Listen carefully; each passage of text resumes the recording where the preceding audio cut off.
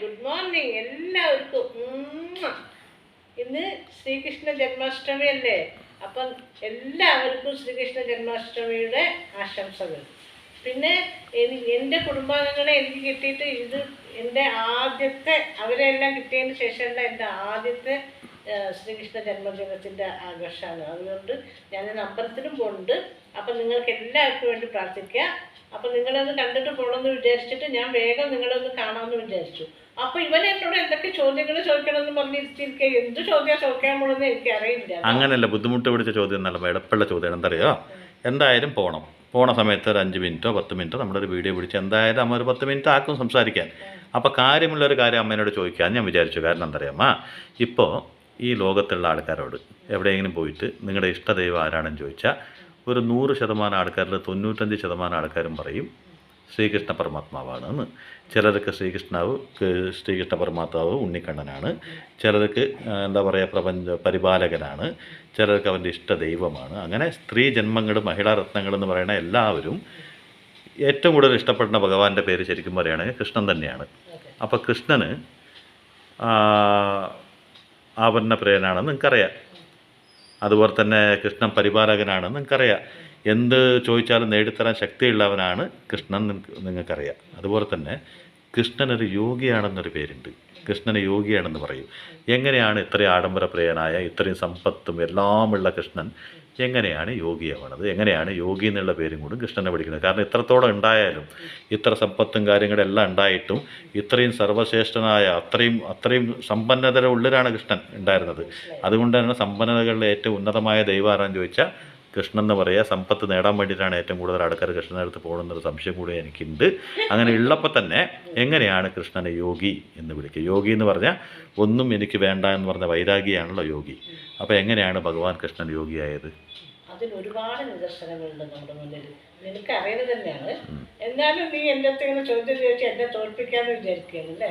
അല്ലല്ല, കൃഷ്ണ ഭക്തളാണ് അല്ലെങ്കിൽ കൃഷ്ണ പ്രിയലാണെന്ന് പറയുമ്പോൾ കൃഷ്ണനെ പറ്റി ചോദിക്കുന്ന എന്ത് ചോദ്യത്തിനൊരു ഉത്തരം ഉണ്ടാവണം. അത് ഞാൻ പറയാം, നിനക്ക് വേണ്ടിയിട്ട് ഞാനത് പറയാം. എന്തറിയോ, ഇപ്പോൾ താരക അത്രയും മധുരാ നഗരത്തിൻ്റെ രാജാവാണല്ലോ കൃഷ്ണൻ. ഒരുപാട് ഐശ്വര്യങ്ങളോടുകൂടി ജീവിക്കുന്ന കൃഷ്ണൻ ഒരു സുഹൃത്തായി തിരഞ്ഞെടുത്തത് ആരെയാണ്? സുധാമൻ. സുധാമൻ ആരാ? പണക്കാരനാണ്, ദരിദ്രനായ സുധാമൻ. അപ്പോൾ സുധാമനെ തിരഞ്ഞെടുത്തു. അവിടെ കൃഷ്ണൻ യോഗിയല്ലേ? നീ സാധാരണ ആൾക്കാരാണെങ്കിൽ അന്തസ്സ് ഉയരുമ്പോൾ എന്താ വിചാരിക്കുക? എൻ്റെ അന്തസ്സിന് പറ്റിയ ആൾക്കാർ മതി എനിക്ക്. ഈ താഴ്ന്ന ആൾക്കാരോട് നമുക്കിനി കൂട്ടുകൂടി കഴിഞ്ഞാൽ അത് നമ്മുടെ അന്തസ്സിനെ ബാധിക്കുമെന്ന് വിചാരിക്കും, മനുഷ്യ സഹജമായ സ്വഭാവം. പക്ഷെ കൃഷ്ണൻ അതാണ് വിചാരിച്ചത്. അപ്പോൾ കൃഷ്ണൻ അവിടെ യോഗിയല്ലേ? തീർച്ചയായിട്ടും. അതുപോലെ മഹാഭാരത യുദ്ധം നടന്ന സമയത്ത് ഒരുപാട് ശാപങ്ങൾ ഏറ്റുവാങ്ങി. പുഞ്ചിരിച്ചുകൊണ്ട് അതെല്ലാം, ആ ശാപങ്ങളൊന്നും ഏറ്റുവാങ്ങാതിരിക്കാൻ കൃഷ്ണൻ കഴിയുമായിരുന്നു. പക്ഷെ കൃഷ്ണൻ അത് ചെയ്തില്ല. കാരണം അത് അതിൻ്റെതായ രീതിയിൽ ആ വിധിക്ക് വിട്ടുകൊടുത്ത് അവിടെയും പുഞ്ചിരിച്ചുകൊണ്ട് നിന്നു. അപ്പോൾ ആ കൃഷ്ണൻ യോഗിയല്ലേ? അത് നിന്നെ കൊണ്ട് പറ്റുമോ?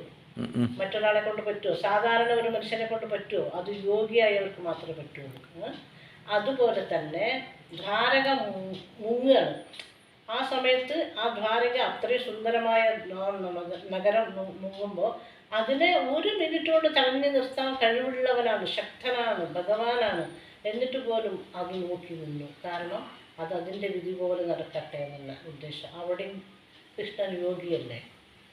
ഒരു നിമിഷം കൊണ്ട് തടയാമായിരുന്നു. തീർച്ചയായിട്ടും. പിന്നെ തൻ്റെ സുഹൃത്തായ അർജുനൻ്റെ അപഘട്ടത്തിൽ അർജുനന് വേണ്ട എല്ലാ ഉപദേശങ്ങളും മറ്റുള്ള കാര്യങ്ങളെല്ലാം ചെയ്തു കൊടുത്ത് അവസാനം അർജുനൻ്റെ സാരഥിയായി. എന്തിന്? ഒരു നിമിഷം കൊണ്ട് ആ മഹാഭാരത യുദ്ധം തന്നെ അവസാനിപ്പിക്കാൻ കഴിവുള്ളവനായിരുന്നു കൃഷ്ണൻ. എന്നിട്ടാണ് എന്താണ് ചെയ്തത്? സാധാരണ ഒരു സാരഥിയായി നിന്ന് വേണ്ട ഉപദേശങ്ങൾ മാത്രമേ കൊടുത്തുള്ളൂ. അവിടെയും ശ്രീകൃഷ്ണൻ യോഗിയല്ലേ? മറ്റുള്ളവരാണെങ്കിൽ എന്താ വിചാരിക്കുക? ഇതിനൊക്കെ നിൽക്കേണ്ട ആവശ്യം, ഒരു മിനിറ്റ് കൊണ്ട് ഞാനത് അവസാനിപ്പിക്കാമെന്ന് പറയാം, ചെയ്യും. അപ്പോൾ ഭഗവാൻ യോഗിയാണ്, അവിടെയും തെളിയിച്ചു അല്ലേ? അതാണ് ശ്രീകൃഷ്ണൻ്റെ മഹത്വം. പറയാൻ പോയാൽ ഒരുപാടുണ്ട്. എന്തൊക്കെ കാര്യത്തിലും ആള് യോഗിയാണെന്ന് പറഞ്ഞിട്ടുണ്ടെങ്കിൽ ഒരുപാടുണ്ട്. ഒരു പ്രണയം എന്ന് പറഞ്ഞാലും അതിൽ ശ്രീകൃഷ്ണനെ കുറിച്ച് പറയും. പക്ഷേ ശ്രീകൃഷ്ണൻ, എല്ലാവരും ഒരു കൃഷ്ണൻ ലോലുവനാണെന്നൊക്കെ. പക്ഷെ ഇതൊക്കെ നോക്കുമ്പോൾ നിങ്ങൾക്ക് മനസ്സിലാവില്ലേ കൃഷ്ണൻ യോഗിയാണെന്നും? അങ്ങനെ ഒരുപാട് നിദർശനങ്ങൾ നമ്മുടെ അങ്ങനെ പറയാൻ പോയാൽ ഒരുപാട് സമയം പിടിക്കും. അതുപോലെ താമര, ഒരു താമര അതുപോലെയാണ് കൃഷ്ണൻ്റെ. കൃഷ്ണൻ ആ താമരയെ നമുക്ക് അതിൻ്റെ ഒരു ഉപമ കൊടുക്കാം താമരയ്ക്ക്. ഉപമ എന്തറിയോ? താമര നിൽക്കുന്നത് വെള്ളത്തിലാണ് അല്ലേ, ജലാശയത്തിലാണ്. പക്ഷേ താമര ആ ജലാശയത്തെ ആ വെള്ളത്തെ സ്പർശിക്കുന്നുണ്ടോ? ഇല്ല. പക്ഷെ താമരയുടെ മേലെ വീണ വെള്ളം ഒരിക്കലും അതിൽ നിൽക്കുന്നില്ല, തങ്ങി നിൽക്കുന്നില്ല. ഉണ്ടോ? തങ്ങി നിൽക്കുന്നത് നമ്മൾ വെള്ളം ഉണ്ടെങ്കിൽ അത് തങ്ങി നിൽക്കും. താമര ഇതളുകളിൽ വേറിട്ട് നിൽക്കും. താമര ഇതളിൽ വെള്ളം വീണാൽ അത് വേറിട്ട് നിൽക്കും. അപ്പോൾ ഈ ജലാശയത്തിലാണ് താമര നിൽക്കുന്നതെങ്കിലും ആ ജലത്തെ അത് സ്പർശിക്കുന്നില്ല. അതുപോലെ നമുക്ക് സകല സൗഭാഗ്യങ്ങളുടെ നടുവിലും ശക്തിയിലും ഒക്കെ നമ്മളുണ്ടെങ്കിലും കൂടി ആ താമരയെ പോലെ ആവണമെന്ന് നമുക്ക് ഭഗവാൻ കാണിച്ചു തന്നിട്ടുണ്ട്. ആ ഭഗവാന്റെ സൃഷ്ടിയിലുള്ളതാണല്ലോ താമര. അതുപോലെ ഒരു സുദർശന ചക്രം കൊണ്ട് എന്തെന്നെ ആപത്ഘട്ടം വന്നാലും ഒരു സുദർശന ചക്രം കൊണ്ട് ജയിക്കാൻ കഴിവുള്ള ആ സുദർശന ചക്രം, മഹത്തരമായ ആ ശക്തി കയ്യിലുള്ളപ്പോഴും ശ്രീകൃഷ്ണൻ കൊണ്ടു നടന്നത് എന്താണ്? ഓടക്കുഴൽ. അവിടെ കൃഷ്ണൻ യോഗിയല്ലേ? തീർച്ചയായിട്ടും. ഇതുപോലെ മറ്റൊരാളുടെ കയ്യിൽ ശക്തിയായ ഒരു ആയുധം ഉണ്ടെങ്കിൽ ഈ ചെറിയൊരു ഓടക്കുഴൽ കൊണ്ട് നടക്കുക, അതൊരു യോഗിക്ക് മാത്രമേ കഴിയൂ. അതുപോലെ ശിശുപാലൻ്റെ 100 ചോദ്യങ്ങൾക്ക് മുന്നിൽ പുഞ്ചിരിച്ചു കൊണ്ട് നിൽക്കാൻ കഴിഞ്ഞു അല്ലേ? അപ്പോഴും ഒരു നിമിഷം കൊണ്ട് ഒറ്റ ചോദ്യത്തിൽ തന്നെ അവസാനിപ്പിക്കാൻ പറ്റുന്ന ആ ശക്തനായ കൃഷ്ണൻ 100 അപവാദങ്ങൾ കേട്ടു. അപ്പോൾ കൃഷ്ണൻ യോഗിയല്ലേ? തീർച്ചയായിട്ടും. അങ്ങനെ പറയാൻ പോയിട്ടുണ്ടെങ്കിൽ ഒരുപാട് ശ്രീകൃഷ്ണൻ്റെ കാര്യങ്ങൾ യോഗിയാണോ എന്നുള്ള ചോദ്യത്തിന് ഒരുപാട് ഉത്തരങ്ങളുണ്ട്. അതിനൊന്നും സമയമില്ല. ഇത്രയെങ്കിലും കേട്ടാൽ നിങ്ങൾക്ക് മനസ്സിലായോ? ഉറപ്പായിട്ടും. പിന്നെ ഇതിൻ്റെ ഒപ്പം അമ്മ പറഞ്ഞ ഉപമ എന്ന് പറയുന്നത് ഒരു താമര എന്തെന്നെ അതിൻ്റെ ചുറ്റുണ്ടെങ്കിലും ആ വെള്ളം അതിൻ്റെ സ്വന്തമാണെന്നാണ് നമ്മൾ കാഴ്ചക്കാർക്ക് തോന്നുന്നത്. പക്ഷെ അതിനത് സ്പർശിക്കാറില്ല എന്ന് പറയും പോലെ ഞങ്ങൾ നൽകുന്ന എന്തും അത് ഭഗവാൻ ഇഷ്ടത്തോടു കൂടി സ്വീകരിക്കുകയല്ല, നമ്മുടെ പ്രാർത്ഥനയാണ് അത് സ്വീകരിക്കുന്നത്.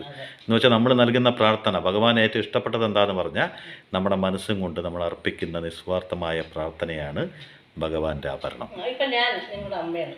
അപ്പോൾ നിങ്ങൾ പറയാണ്, മക്കളോ മരുമക്കളോ ഒക്കെ പറയാണ്, അമ്മ ഇത് ധരിക്കണം, ഞങ്ങൾക്ക് ഇഷ്ടമാണ് അമ്മ, എനിക്ക് ചിലപ്പോൾ അത് ഇഷ്ടമില്ലെങ്കിലും പോലും നിങ്ങളുടെ ഇഷ്ടം അതിന് ഞാൻ പ്രാധാന്യം കൊടുത്ത് ഞാനത് ധരിക്കും. അതുകൊണ്ട് ഞാൻ അതിനടിമയാണെന്ന് പറയാൻ പറ്റുമോ? നിങ്ങളുടെ ഇഷ്ടം. അതുപോലെയാണ് ഭക്തർ കൊടുക്കുന്ന എന്തും ഭഗവാൻ സ്വീകരിക്കും. പക്ഷേ ഭഗവാൻ ഒരിക്കലും ആഡംബര പ്രിയനോ അങ്ങനെ ഒന്നുമല്ല. അതൊക്കെ ഒരു സങ്കല്പം മാത്രമാണ്. ഭഗവാൻ ഒന്നിന് മാത്രം പ്രിയനാണ്, നമ്മുടെ നിസ്വാർത്ഥമായ ആത്മാർത്ഥമായ ഭക്തി. അതിന് ഭഗവാൻ അടിമയാണ്. ആ ഭക്തിക്ക് മുമ്പിൽ ഭഗവാൻ കൃഷ്ണൻ ഒരു ഉണ്ണിക്കണ്ണനാണ്. അത് തെളിയിച്ചിട്ടുണ്ടല്ലോ. രുക്മിണി സത്യഭാമൻ തമ്മിലുള്ള ആ പദ്യത്തിൽ തെളിയിച്ചിട്ടില്ലേ? അത്രയും ആഭരണങ്ങൾ വെച്ചിട്ട് തുലാഭാരം തൂക്കിയിട്ട് തൂങ്ങാണ്ട് ഒരു തുളസി കതിൽ രുക്മിണി കൊണ്ടുവന്ന് വെച്ചപ്പോൾ അതിൽ നമുക്ക് കൃഷ്ണൻ കാണിച്ചു തന്നിട്ടുണ്ടല്ലോ, ഒന്നിലും ഞാൻ അടിമയല്ല, നിസ്വാർത്ഥമായ ഭക്തിയിലാണ്. ഒരു തുളസി കതിർ ആ ത്രാസിൽ അങ്ങോട്ട് തൂങ്ങി, അത്രയും ആഭരണങ്ങൾ വെച്ചിട്ട് മൂടിയും ആ ത്രാസ് പൊന്തിയില്ല, ഒറ്റ തുളസിക്കതിർ വെച്ചപ്പോൾ പൊന്തി. അത്രയേ ഉള്ളൂ. കൃഷ്ണൻ നിസ്വാർത്ഥമായ സ്നേഹം കൊണ്ട് ഒരു തുളസിക്കതിർ നിങ്ങൾ സമർപ്പിച്ചാലും കൃഷ്ണൻ പ്രിയനാണ്. കിരീടം കൊടുത്തത് കൊണ്ടോ അല്ലെങ്കിൽ ഒരുപാട് ആഭരണങ്ങൾ കൃഷ്ണനെ സമർപ്പിച്ചത് കൊണ്ടൊന്നും കൃഷ്ണനെ പ്രീതിപ്പെടുത്താൻ സാധിക്കുകയില്ല. കൃഷ്ണനെ പ്രീതിപ്പെടുത്തണമെങ്കിൽ നിസ്വാർത്ഥമായ സ്നേഹം നമ്മുടെ ഉള്ളിലുണ്ടാവണം. ആ സ്നേഹം മാത്രമാണ് കൃഷ്ണൻ്റെ ശക്തി, കൃഷ്ണൻ്റെ ഊർജം. ആത്മാർത്ഥമായ നമ്മുടെ പ്രാർത്ഥനകളാണ്.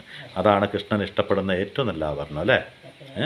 അപ്പോൾ ശ്രീകൃഷ്ണ ജയന്തിക്ക് അമ്പലത്തിൽ പോകണമെന്നുള്ള കാര്യം അമ്മ മറന്നു.